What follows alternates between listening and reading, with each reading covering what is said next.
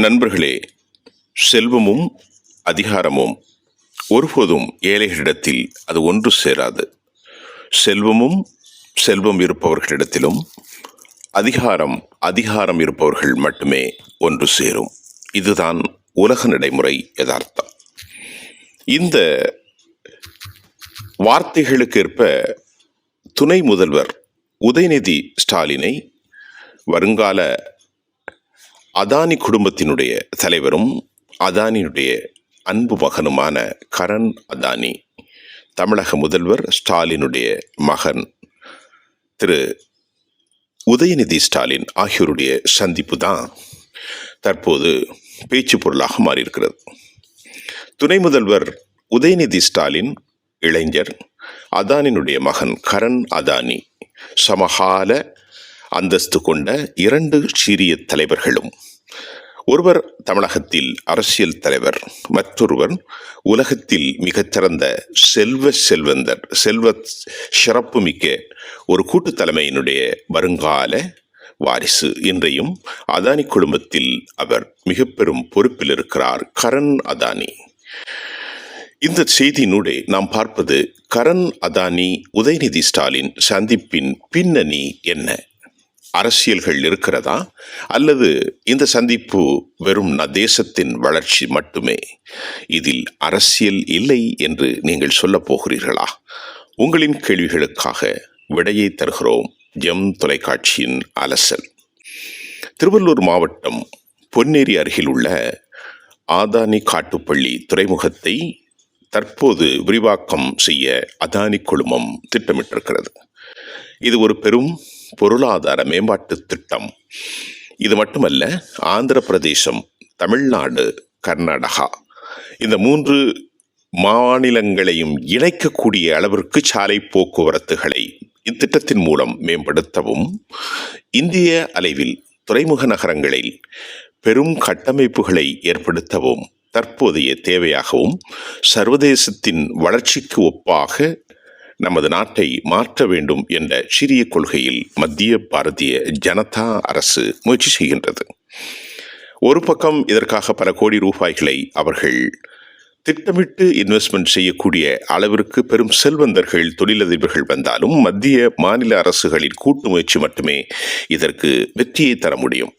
அந்த அடிப்படையில் தான் பொன்னேரி அருகில் உள்ள அதானி காட்டுப்பள்ளி துறைமுகம் அது விரிவாக்கம் செய்யப்படுகின்ற நேரத்தில் பொன்னேரியில் 27,000 ஏக்கர் பரப்பளவுக்கு சிப்காட் அங்கே அமையப்பெறப்போகின்றது.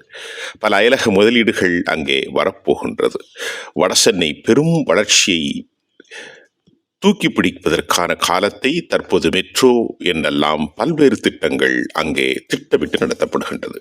ஆனால் இதற்கு மத்திய அரசும் தொழிலதிபர்கள் மட்டும் போதாது, மாநில அரசின் உதவி தேவை. இந்த அடிப்படையில் தான் துணை முதல்வர் உதயநிதி ஸ்டாலினை கரண் அதானியுடைய மகன் சந்தித்திருக்கிறார். தமிழ்நாட்டினுடைய மின் பயன்பாட்டை ஆளில்லாமல் கணக்கெடுக்கும் ஸ்மார்ட் மீட்டர் திட்டமும், வேலூரில் நீரேற்று மின் திட்டமும், காஞ்சிபுரம் மாவட்டத்தில் பரந்தூர் விமான நிலைய திட்டமும் ஆகியவற்றையும் செயல்படுத்துவதற்கு அதானி குழுமம் ஆர்வம் காட்டுகின்றது. இந்த திட்டங்கள் எல்லாம் தமிழ்நாட்டில் அரங்கேற்றம் செய்யப்பட வேண்டும். இந்நிலையிலே அதானி குழுமத் தலைவர் கௌதம் அதானியின் மகனும் அதானி போர்ட்ஸ் அண்ட் எல்இசெட் நிறுவனத்தின் MD மேலாண்மை இயக்குனருமான கரண் அதானி துணை முதல்வர் உதயநிதியை தான் சென்னையில் நேற்று சந்தித்து பேசியது தகவல் தற்போது கிடைத்திருக்கிறது. இந்த சந்திப்பு துணை முதல்வராக பொறுப்பேற்ற உதயநிதிக்கு வாழ்த்து தெரிவிப்பதற்காக நடந்த மரியாதை நிமித்தமான சந்திப்பு என அதிகாரிகள் தரப்பில் கூறப்படுகிறது. முன்னதாக கரண் அதானி தன் எக்ஸ் பக்கத்தில் உதயநிதி துணை முதல்வராக பொறுப்பேற்றுக் கொண்டதற்கு வாழ்த்து தெரிவித்தும் அவருடைய நிர்வாகத்தில் தமிழகம் சிறப்புறும் என்றும் பதிவிட்டிருந்தது குறிப்பிடத்தக்கது. இப்பொழுது உங்களுக்கு இந்த சந்தேகங்கள் எல்லாம் நீங்கி இருக்கும் என்று நாங்கள் நம்புகின்றோம்.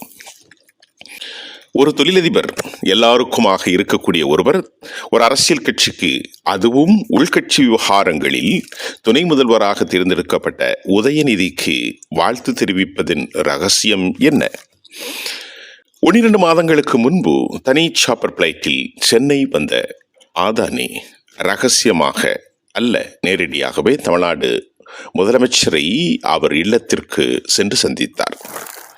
ஆனால் அதற்கு பின்பு அதானி குழுமத்தினுடைய மேலாண்மை இயக்குநர்கள் மட்டுமல்ல, செயல்வடிவ அலுவலர்கள், உயர்தரப்பு பிரதிநிதிகள் அனைவரும் முதல்வரை அதானியோடு வந்து சென்னையிலே அவரது இல்லத்தில் சந்தித்தும், அதே நேரம் மாலை விருந்தை ஈசிஆரில் இருக்கும் ஒரு பெரும் பங்களாவில் நடத்தியதாகவும் செய்திகள் வந்தது. அது அனைவரும் அறிந்த ஒன்றுதான். ஆனாலும் தமிழ்நாடு அரசோ முதல்வரின் தரப்பிலோ இது குறித்து எந்த விளக்கமும் பத்திரிகையாளர்களுக்கு இதுகாரம் கொடுக்கப்படவில்லை. ஆனால் அவர் வந்தது, சந்தித்தது பரந்தூர் திட்டத்திற்கும் அது மட்டுமல்லாமல் காட்டுப்பள்ளி துறைமுகத்திற்கும் தமிழக அரசு ஆவணம் செய்ய வேண்டும் என்று கேட்பதற்காக வந்தார் என்று சொல்லப்பட்டது.